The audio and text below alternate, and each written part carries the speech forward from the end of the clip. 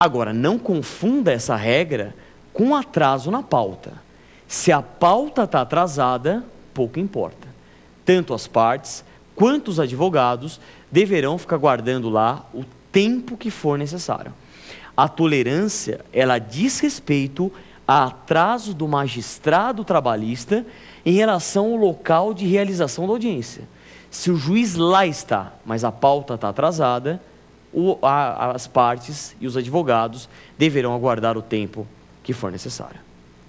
Agora, aprofundando essa pergunta e utilizando para a gente mencionar entendimentos consolidados, formulados do Tribunal Superior do Trabalho, que é o órgão de cúpula da Justiça do Trabalho, com sede em Brasília e jurisdição em todo o território nacional, é o seguinte: será que há tolerância de atraso em relação às partes? O TST entende que não. O TST entende, na sua orientação jurisprudencial 245, da seção de dissídios individuais, subseção 1 do TST, que se a parte atrasar, tolerância zero.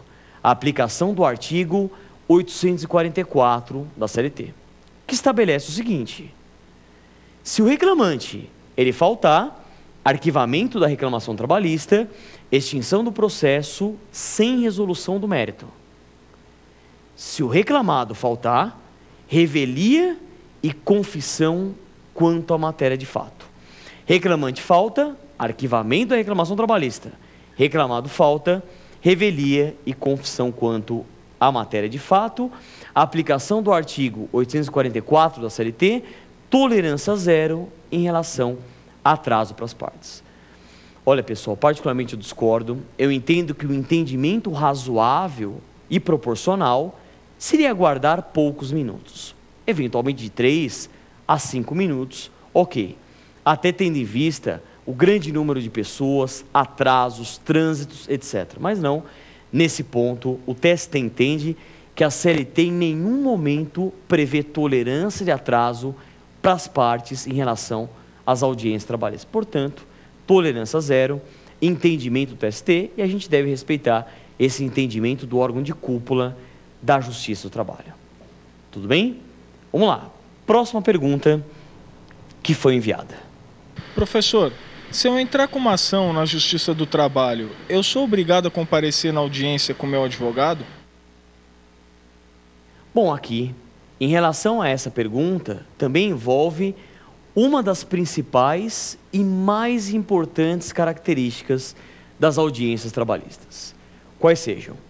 O direito processual do trabalho, ele é regido por alguns princípios fundamentais.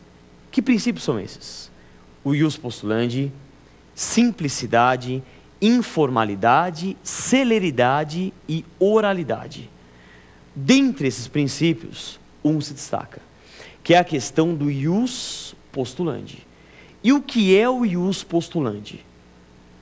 Antes de mais nada, o ius postulandi é uma exceção da capacidade postulatória privativa do advogado. Ou seja, nós temos 3 grandes capacidades no âmbito processual. A capacidade de ser parte, que é aquela aptidão genérica para figurar no processo como autor ou como réu. A capacidade processual, também chamada de para estar em juízo ou legitimácio ad processo, que é a aptidão para praticar atos processuais sem estar representado ou assistido. E a capacidade postulatória. E o que é a capacidade postulatória? Para quem vai prestar o exame de ordem, é atualmente o seu grande sonho. É ter a capacidade postulatória, qual seja a aptidão para postular em juízo. E essa capacidade postulatória, ela é, segundo o próprio artigo 1º do Estatuto da OAB, ela é privativa de advogado. Mas se ela é privativa de advogado, ela não é exclusiva. Ou seja, em alguns momentos processuais, em algumas situações processuais, a parte ela pode postular em juízo sem a necessidade de advogado. E quais são os exemplos tradicionais? Habeas corpus, juizado especial cível, quando o valor da causa não exceda 20 salários mínimos, salvo, lógico, recurso inominado, e o ius postulandi no processo de trabalho. Portanto, o que é esse ius postulandi no processo de trabalho? É essa aptidão conferida não somente ao empregado, mas também ao empregador, de postular na Justiça do Trabalho sem a necessidade de advogado. E agora, de acordo com recente súmula do TST, a súmula 425, hoje o ius postulandi ele é admitido na Vara do Trabalho e no TRT.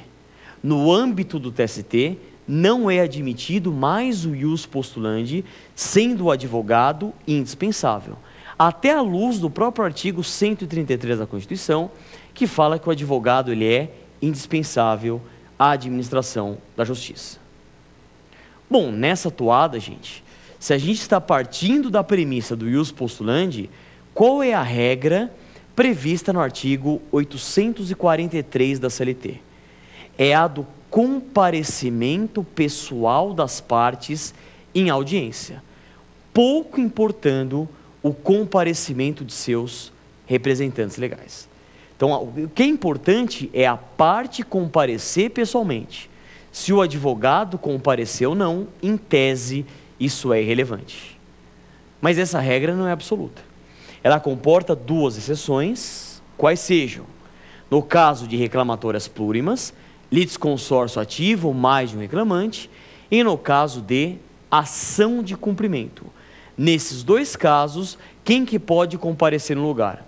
Sindicato e, segundo a doutrina e a jurisprudência, grupo de empregados e até uma comissão de fábrica, pela impossibilidade física de comparecimento de todos ao local da audiência.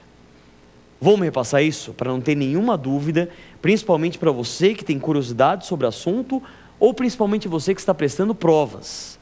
A regra é o comparecimento pessoal, pouco importando o comparecimento de seus representantes legais. Excepcionalmente, no caso de reclamatórias plurimas e ações de cumprimento, quem que pode comparecer no local?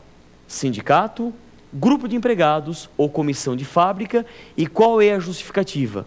A impossibilidade física de comparecimento de todos ao local da audiência.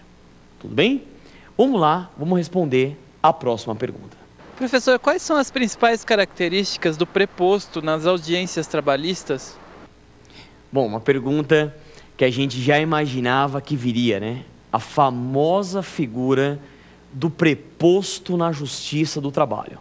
Mas antes de eu chegar na questão do preposto, eu tenho que explicar como se dá a representação na audiência trabalhista.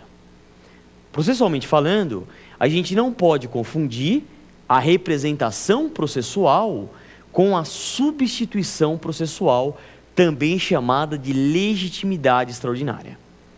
O Código de Processo Civil, de 1973, adotou a teoria eclética de Enrico Túlio Liebmann no que concerne as condições da ação. Temos três condições da ação: possibilidade jurídica do pedido, interesse processual e legitimidade das partes. Na condição da ação, legitimidade das partes, ela é classificada basicamente em três: ordinária, extraordinária e autônoma para a condução do processo. E o que significa legitimidade extraordinária ou substituição processual? Quando alguém está em nome próprio, defendendo o direito alheio, isto quando houver autorização legal. É o que diz o artigo 6º do CPC. Ninguém poderá pleitear em nome próprio, direito alheio, vírgula, salvo quando autorizado por lei. Portanto, a substituição processual, alguém está em nome próprio, defendendo o direito alheio. Já a representação processual, quando alguém está em nome alheio, defendendo o direito alheio. Então, substituição processual, nome próprio, direito alheio. Representação processual, nome alheio, direito alheio. O empregado, ele pode ser representado por quem em audiência? Por outro empregado que pertença à mesma profissão, pelo sindicato ou eventualmente pelo próprio advogado. Isso por doença ou qualquer outro motivo ponderoso, relevante, importante, devidamente comprovado. Qual o objetivo dessa representação?